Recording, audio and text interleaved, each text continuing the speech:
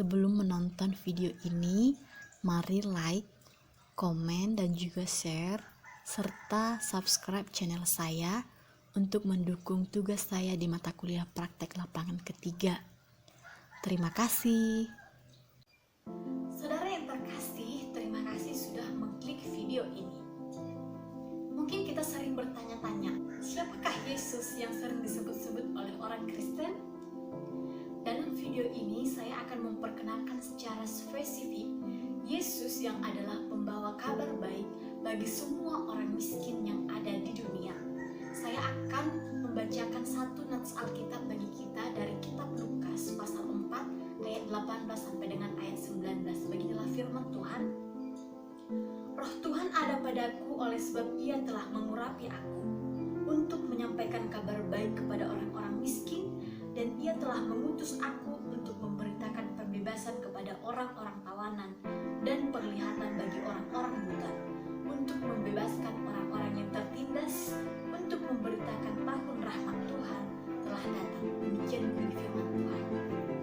Namun, dalam video kali ini kita secara spesifik membahas Yesus adalah pembawa kabar baik bagi orang miskin.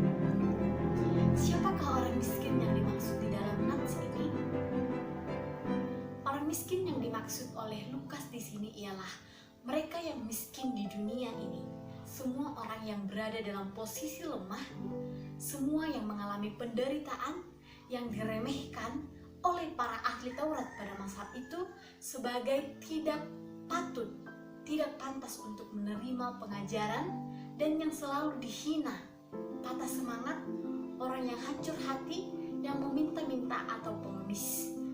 Jadi suatu kondisi yang menunjukkan bahwa sungguh-sungguh membutuhkan pertolongan orang lain.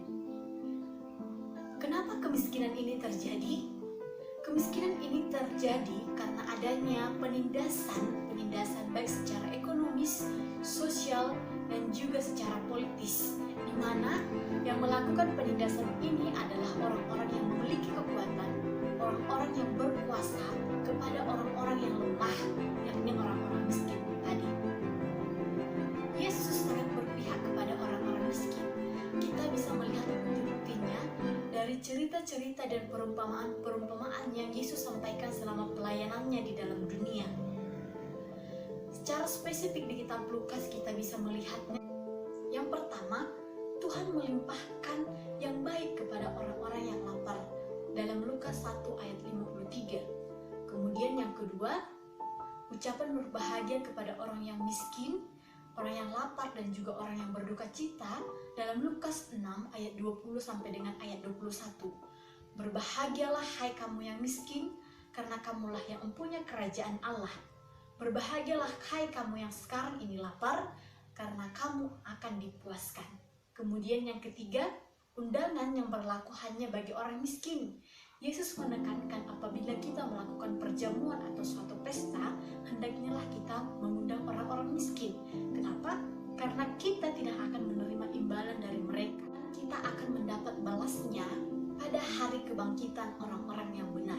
Kemudian yang keempat, kisah seorang Lazarus yang sakit-sakitan dan yang miskin dalam Lukas 16 ayat 19 sampai 31. Kemudian yang kelima, persembahan seorang janda yang lebih berkenan dalam kitab Lukas 21 ayat 1 sampai dengan ayat 4. Namun perlu ditekankan di sini dan perlu kita pahami bahwa Yesus memihak kepada orang miskin bukan karena kemiskinannya, melainkan karena sikap hidup orang miskin dalam kitab Injil Lukas ini yang mau menyerahkan seluruh hidup dan keberadaannya hanya kepada pertolongan Tuhan. Kabar baik apa yang Yesus sampaikan kepada orang-orang miskin di dunia ini? Yesus berjanji untuk memberikan kerajaan Allah, yakni berupa kekuatan yang berasal dari Allah sendiri, sehingga orang miskin dalam penderitaannya itu tetap mempunyai pengharapan dan kekuatan yang berasal dari Allah.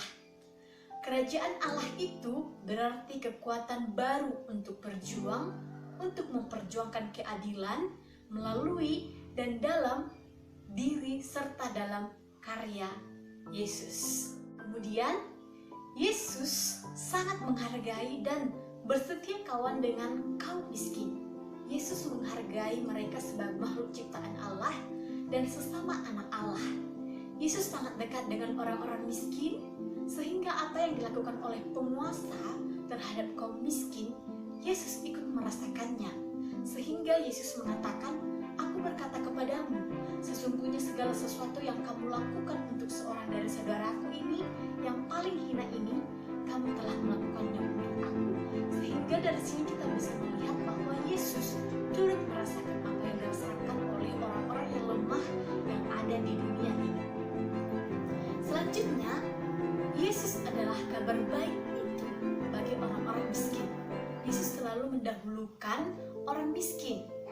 Di sini bukan berarti Yesus mengabaikan orang-orang kaya, tetapi Yesus berkata, bukan orang sehat yang memerlukan tabib, tetapi orang sakit. Aku datang bukan untuk memanggil orang benar, melainkan orang berdosa. Dalam kitab Markus 2 ayat 17. Sehingga Yesus selalu mendahulukan orang-orang yang membutuhkan pertolongan, orang-orang yang lemah, dan orang-orang yang dalam ketertindasan seperti orang-orang miskin. Sehingga dari sini kita bisa belajar bahwa di lingkungan sekitar kita juga kerap sekali terjadi kemiskinan yang adalah masalah sosial. Mari selalu menjadi setia kawan mereka, orang-orang yang miskin, orang-orang yang lemah, orang-orang yang tertindas di sekitar kita. Bukan malah menjadi penindas yang memeras orang-orang kecil dan orang-orang lemah. Demikianlah video saya kali ini yang memperkenalkan Yesus yang adalah pembawa kabar baik bagi orang miskin di seluruh dunia ini. Terima kasih, sampai bertemu di part